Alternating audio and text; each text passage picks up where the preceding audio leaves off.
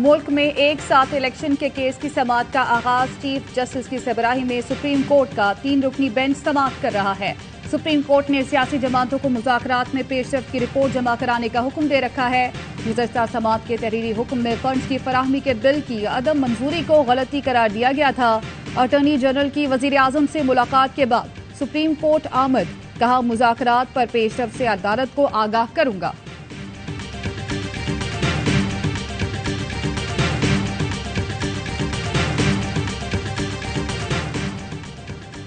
आज अदालती फैसले के बाद वजीर आजम के एतमाद के वोट का फैसला होगा। जराए का कहना है कौमी असम्बली सेक्रेटरीट को ज़िमनी एजेंडा तैयार रखने का हुक्म दिया गया है। हुकूमती अरकान से कहा गया है कि वो आज ऐवान में हाजिरी यकीनी बनाए। गुज़िश्ता समाअत पर 3 रुकनी बेंच ने वजीर आजम के पास अक्सरियत न होने की ऑब्जर्वेशन दी थी।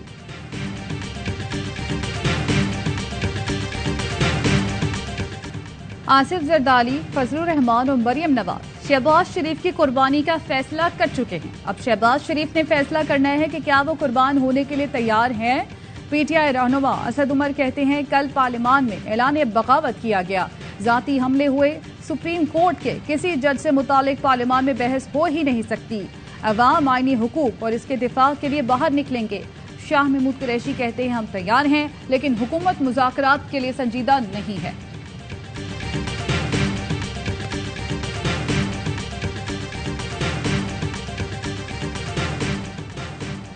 कराची एक्सप्रेस की जली हुई बोगी से 4 बच्चों समेत 5 लाशें निकाल ली गईं। रेलवे पुलिस के मुताबिक अमवात की तादाद 7 हो गई। लाहौर से कराची जाते हुए ट्रेन की बिजनेस क्लास बोगी में खैरपुर और टंडोमस्ती के दरमियान आग लगी थी। मुसाफिरों ने जान बचाने के लिए चलती ट्रेन से छलांग लगाई।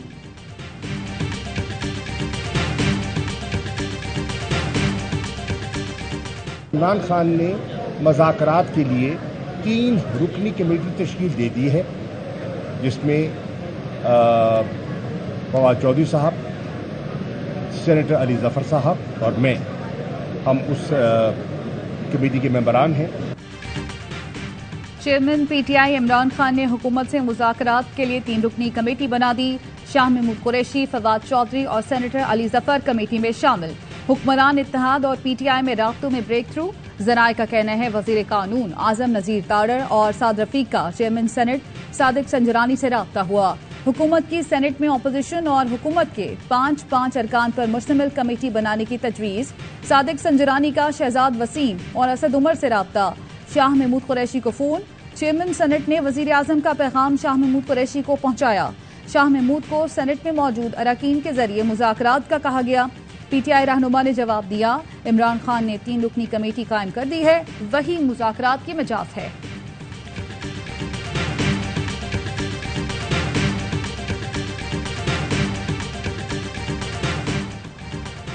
अदलिया को पार्लियामेंट की खुद मुख्तारी कम करने का इख्तियार नहीं। कौमी असम्बली दस्तूरी तरीक़ाकार से इन्हिराफ पर मुज़ाहिमत करेगी। स्पीकर राजा परवेज अशरफ ने चीफ जस्टिस को खत लिख दिया। स्पीकर ने खत पार्लियामान के अख्तियारात में मुदाखलत के उन्वान से लिखा। 3 रुकनी बेंच के अहकामात पर तशवीश का इजहार। कहा गया बेंच ने कौमी असम्बली इक़दामात को नजरअंदाज किया। पार्लियामेंट का इस्तेहकाक मजरू हुआ। हालिया फैसले कानून साजी और मालियाती उमूर पर फैसला साजी में मुदाखलत हैं।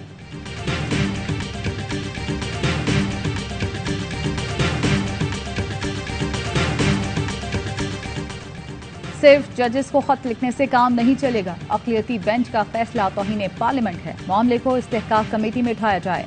बिलावल भुट्टो का कौमी असम्बली में धुआंधार खिताब। कहा पार्लियामेंट के हुक्म के पाबंद हैं, किसी और इदारे के नहीं।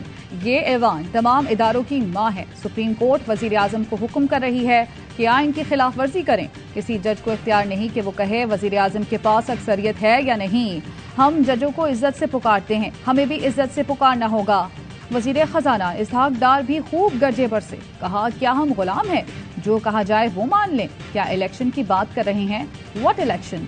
इलेक्शन अक्टूबर में हो जाए तो क्या हो जाएगा? इलेक्शन एक ही दिन होंगे तो कौन सी क़यामत आ जाएगी?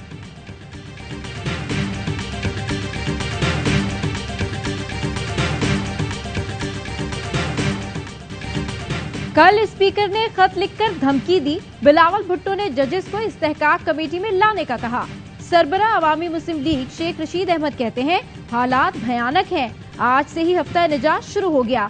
चोरों, डाकुओं और आइन के दुश्मनों से अदलिया जीतेगी, आइन जीतेगा, कानून जीतेगा। इस मुल्क में इलेक्शन होकर रहेंगे।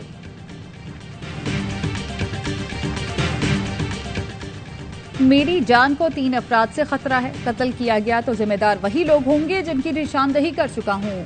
उन्हें खौफ है मैं इक़्तिदार में आकर उनका मुहासबा करूंगा। ये लोग मेरे कत्ल की कोशिशों में हलकान हुए जाते हैं। इमरान खान कहते हैं कौम को बता दूं मुझ पर दोबारा हमले की कोशिश हुई तो यही लोग जिम्मेदार होंगे।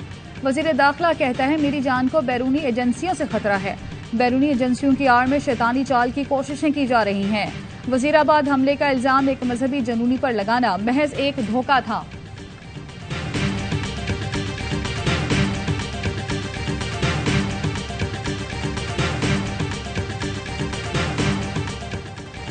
सुप्रीम कोर्ट का काम जामिन बनना और पंचायत लगाना नहीं, आईन और कानून के तहत फैसले देना है। इलेक्शन के लिए फंड्स का मामला पार्लियामेंट ही हल करेगी। वजीर आजम शहबाज शरीफ का इत्तेहादी रहनुमाओं के इजलास में इजहार ख्याल, कहा अगस्त में हुकूमत की मुद्दत खत्म, इलेक्शन के लिए अक्टूबर या नवंबर की तारीख बनती है। ये इत्तेहादियों का मुतफिका फैसला है कि इलेक्शन अक्टूबर में कराए जाए। इजलास में इत्तेहादी जमातों का वजीर आजम पर एतमाद, एलामिया में सुप्रीम कोर्ट ऑब्जर्वेशन पर अफसोस का इजहार, ये कहना कि वजीर आजम ऐवान की अक्सरियत हो चुके हैं काबिल मुजम्मत है। ऑब्जर्वेशन पार्लियामान और वजीर आजम की तौहीन के मुतरादिफ है। सुप्रीम कोर्ट पार्लियामान की राय का एहतराम करे। हुकूमत का इंतखाबात से मुताल्लिक अदालती फैसले के खिलाफ नजरसानी अपील दायर न करने का फैसला।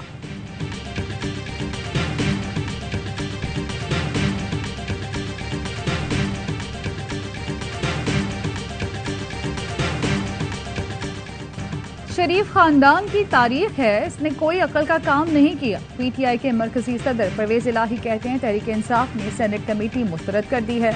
एंटी करप्शन कोर्ट ने परवेज इलाही की अबूरी जमानत में कल तक तौफी कर दी।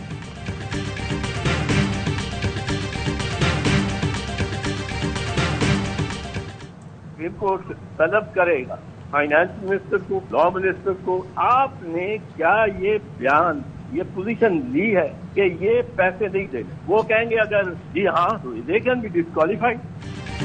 सुप्रीम कोर्ट पूछेगी आपने फंड्स देने से इनकार किया, वजीर खजाना और वजीर कानून कहेंगे हाँ, तो सुप्रीम कोर्ट उन्हें नाअहल कर देगा। एतजाज एहसन कहते हैं मौजूदा सूरत हाल में आखिरी फैसला सुप्रीम कोर्ट का होगा। कानून की तशरीह सुप्रीम कोर्ट का हक और आईनी तरमीम लाना पार्लियामेंट का काम है। माहिर कानून अजहर सिद्दीक कहते हैं इदारों की तौकीर का मसला है, सुप्रीम कोर्ट को सख्त एक्शन लेना चाहिए। सेक्रेटरी खजाना, गवर्नर स्टेट बैंक और सेक्रेटरी दिफा के खिलाफ तौहीन अदालत की कार्रवाई शुरू होनी चाहिए। मैं स्पीकर कौमी असम्बली के खिलाफ तौहीन अदालत की दरखास्त दे रहा हूँ। उन्होंने किसके कहने पर खत तहरीर किया? स्पीकर ने 4-3 का लिखकर तौहीन तस्लीम कर ली।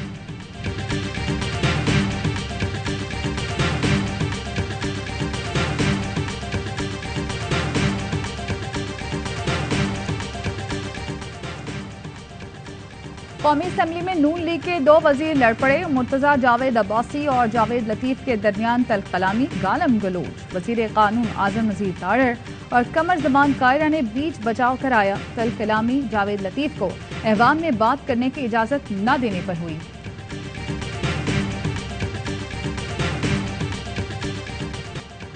रवा माली साल मौशी शरह-ए-नमू 0.8% रहने का इम्कान, जबकि आइंदा माली साल के दौरान शरह-ए-नमू 3.5% रहने की तवक्का है।